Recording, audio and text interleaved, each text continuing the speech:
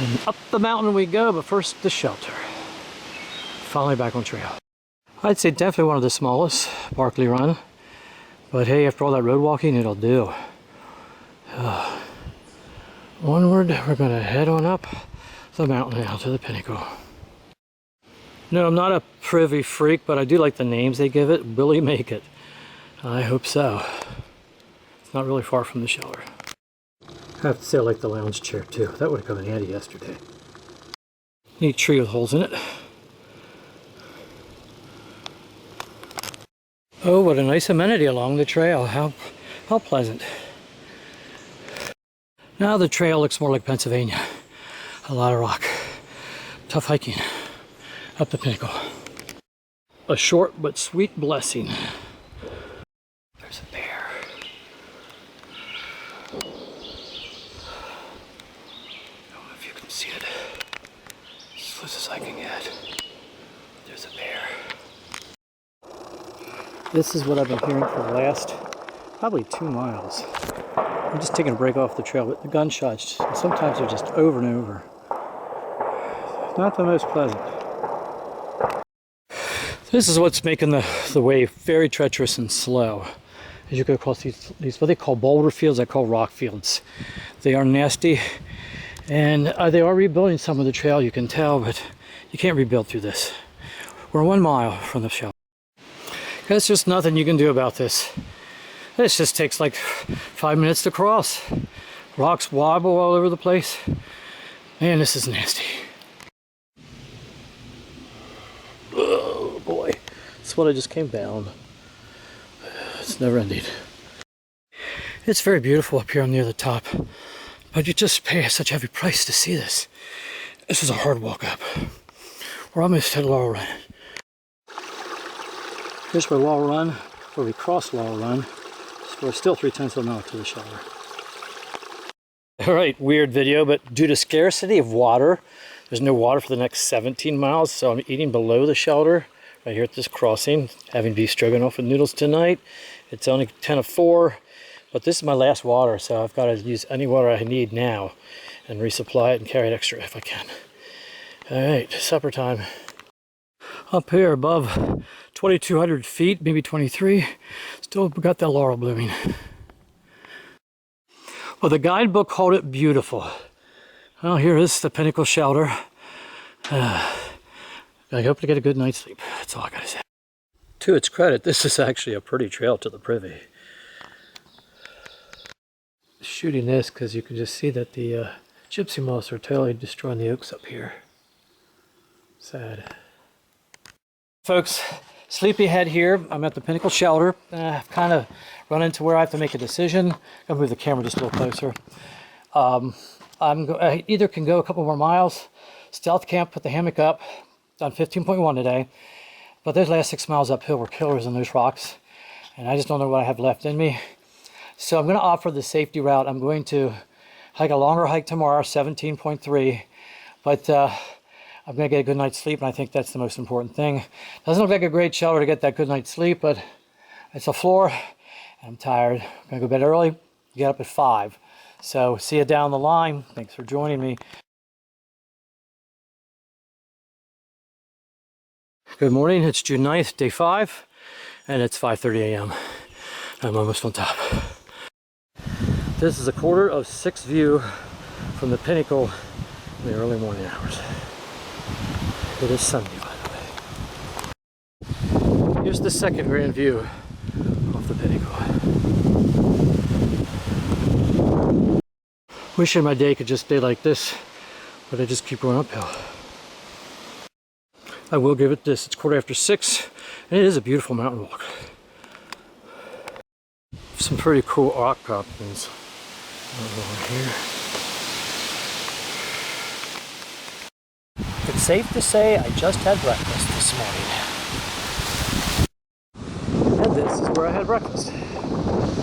Sitting in the blueberry patch on a cliff. There's certainly plus and minuses to doing this kind of ridgeway walking. Great view out the side. Some tough trail.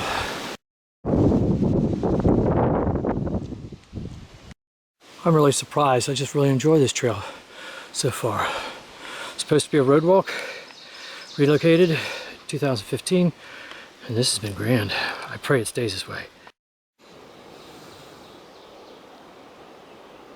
And conditions change frequently up here on the ridge. High grass. And within a few steps it turns into a blueberry field.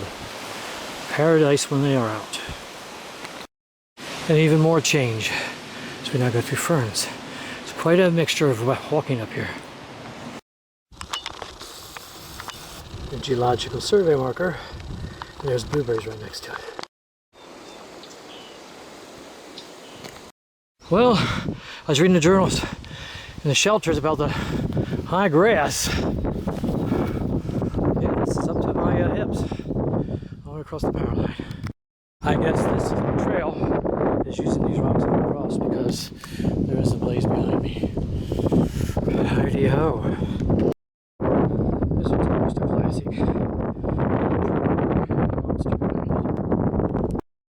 Well, not sure if he's dead or alive. It's hard to say. Got a box turtle.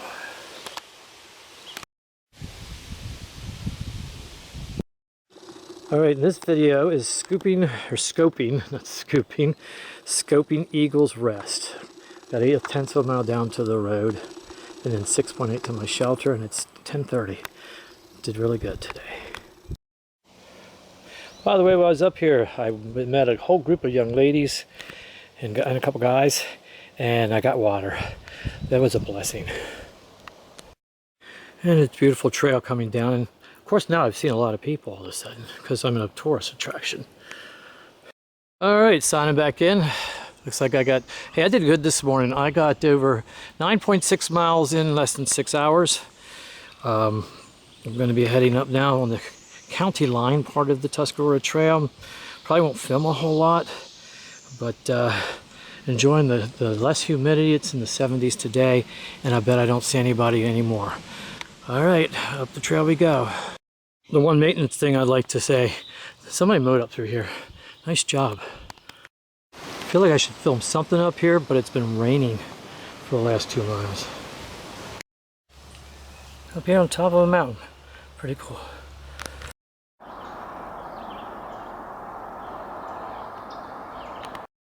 I like this little rest stop with a bench to honor the Tuscarora Trail. It looks like I have 4.2 miles to the shelter from here. This is at the Virginia 55 crossing. Very dangerous and busy. Alright, so right off the bat, I guess I understand what the people are saying in the logbooks about the tall grass coming into this section. Time to get soaked. I think I'd like this section more if the grass wasn't wet. It's an easy walk, although it just got steep, but it's wide open. Just wet. I don't normally do power line spots, but this one's impressive. 1 mile to camp.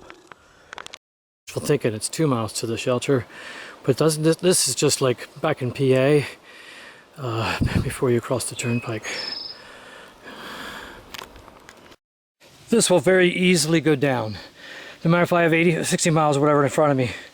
This was the worst 4 miles on the Tuscarora Trail. George Washington National Forest should be ashamed of themselves for this mess. And it's got nothing but steep hills over and over again to get there. So this was one tough last 4 miles. I'm not actually sure whose home that is, but that's pretty cool. I am 7/10 of a mile from my destination. I'm sitting in the middle of the trail, taking hopefully my last break, and I've actually enjoyed the switch to the pine forest. Hopefully 7/10. Not the prettiest shelter on the planet compared to those a little west, but tonight it's home. It's 3:30, and I'm calling it. It looks like tonight we're going to have the chef is serving rice and chicken, the favorite.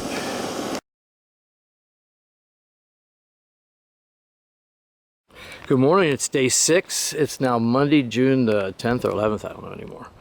But I just knew I'm heading out that way.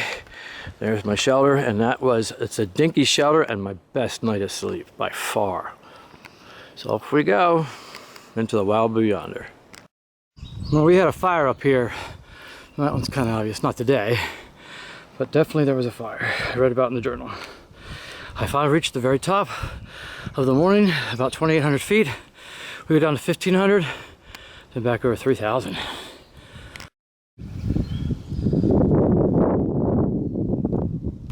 It's sad to see the state flower like this.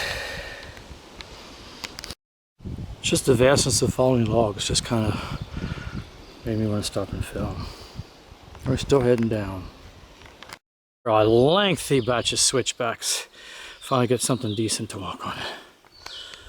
If you can see behind my water bottle, this is the first water I've seen in over 20 miles that was running.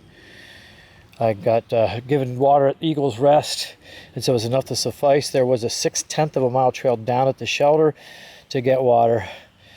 I'm on this fire road, almost at the Waits Road, and this is the first water. I'm happy. I guess this is about the closure areas. The forest fire happened on March the 23rd of 2024, and this is like June the 11th.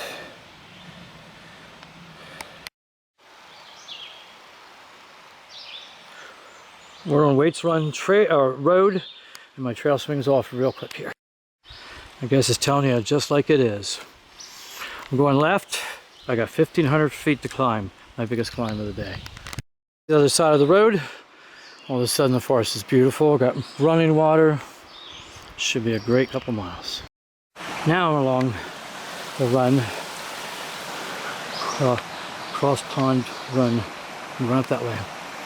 It's my understanding that we're going to have to cross this run 8 times. Number 1. Crossing number 2.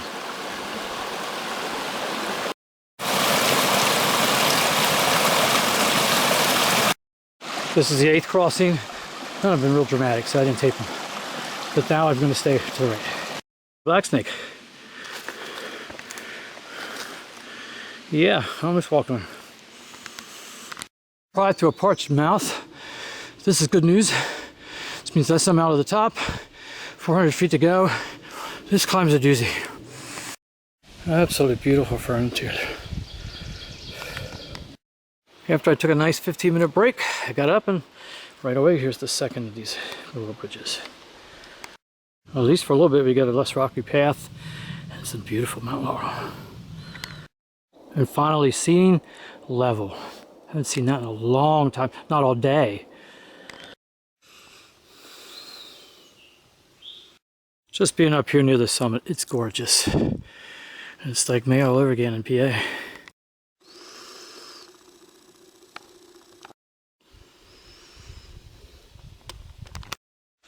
I've arrived to a place I've been before.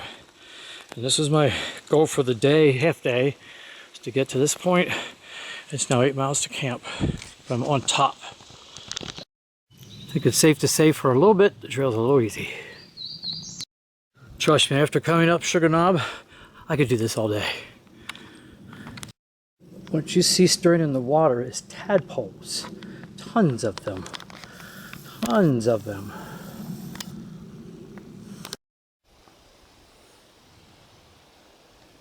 Back to being very pretty up here on Little Sluice. Already go out to the White Rock. Only here once, so yes, we're going out. Well, I am. Even the White Rocks trail is very pretty. It's every bit of 2/10 of a mile, all downhill. So it's going to be all uphill going back. Luckily I don't have my pack on.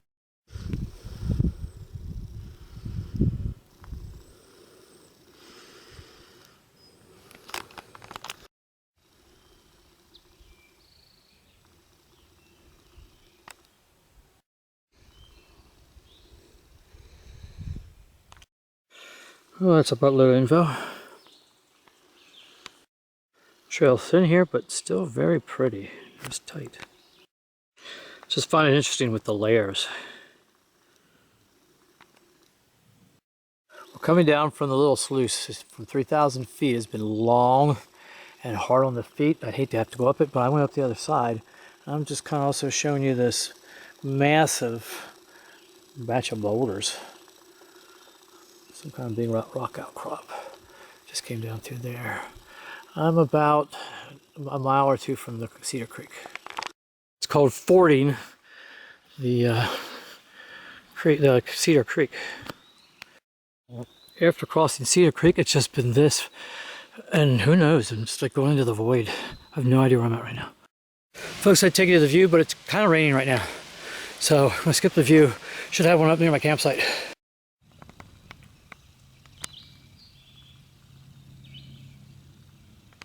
All right, this is gonna be, so shockingly, my bedroom window tonight. I'm gonna set up right behind here. Hopefully I'll tape it and get it up soon. This looks like it's going to be my place tonight. I didn't put the canopy up yet, but I will before dark. So this is the end of day 6. I think it's June 11th. Might have had the wrong date earlier today. It is a Monday, and it was a tough Monday. Tomorrow I walk into Woodstock.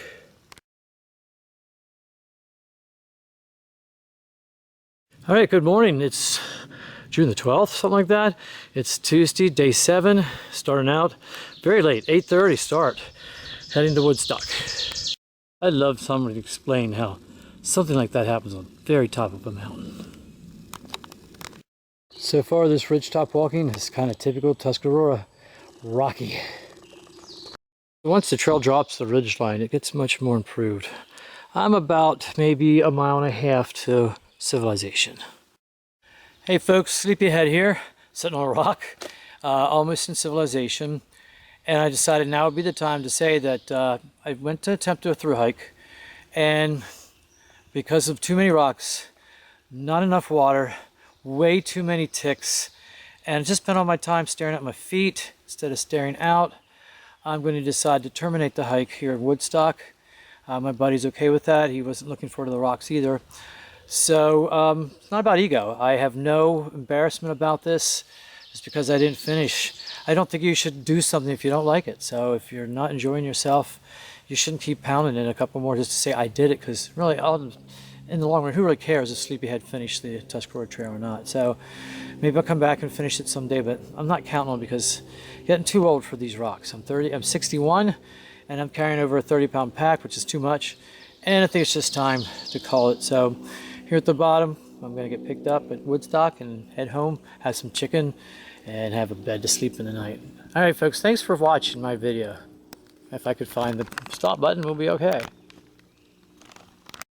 You see, this is what I'm talking about. All you can do is watch your feet. You can't watch for wildlife. It's just constantly done. This is how I'm going to finish the hike. When you come out of Fetzer's Gap, go to the left and follow the blazes. This must be Zepp Road. So I got to make things confusing. You're coming up by this house, and you've got to go to the right. Don't go up the road. There's a blaze on that tree to the right. Then you'll be descending on this narrow road with some switchbacks coming ahead. In my opinion, there's nothing wrong with walking these country roads in the shade. Just kind of your classic Virginia countryside. Kind of a look back where I came, because I'm southbound. And boy, was this a brutal little road. Having to go uphill right before I'm finished.